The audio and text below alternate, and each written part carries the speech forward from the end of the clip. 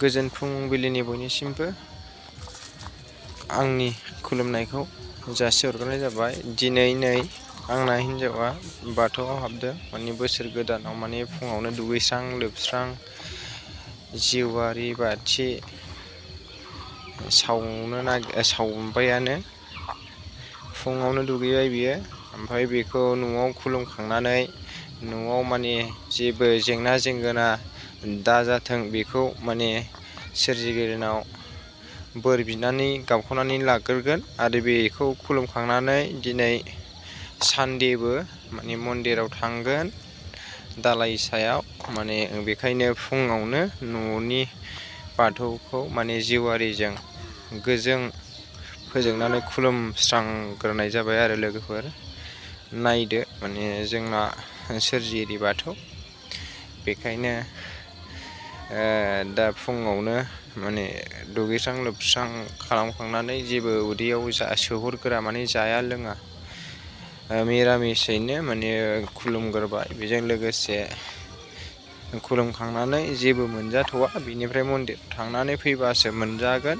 बेखायनो बोसोर गोदाननि दिनै आंना हिन्जावा माने खुलुमबाय। आं उनाव खुलुमगोन, आं दायोसो खुलुमगोन। होमबाबो आङो भिडिअखौ खालामला, आं हिन्जाव खुलुमनायखौल' खालामनाय जाबाय लोगोफोर। जाहाथे जोंनि न'खराव माने जेबो दावराव दावसि जाया, माने लोमजालु साजालु दाजाथों बोसोर गोदाननि, बेखौ साननानै आं आंना हिन्जावा माने बाथौआव आर'ज खालामबाय आरो। माने जाहाथे जोंजों लोगोसे माने मुलुगनि गासिबो सुबुं माहारिफ्रानो माने बोसोर गोदान मोनबाय होननानै जाहाथे जाला लोंला खालामा, बेनि थाखायनो माने आर'ज खालामनाय जाबाय आरोखि।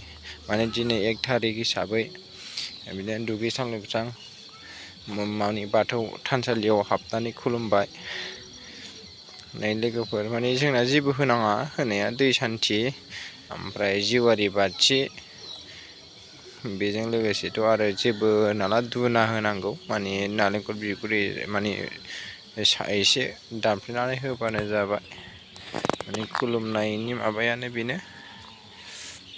जेबो होनाङा। नै लोगोफोर नायलांगासिनो नायलां। बेयो आंनि हिन्जाव।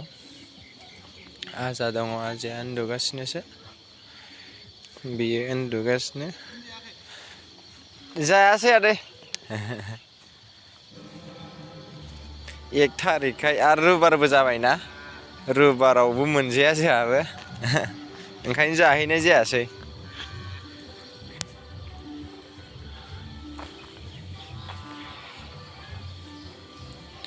नोगोद मोजां खुलुमखाबाय आंना सनाया।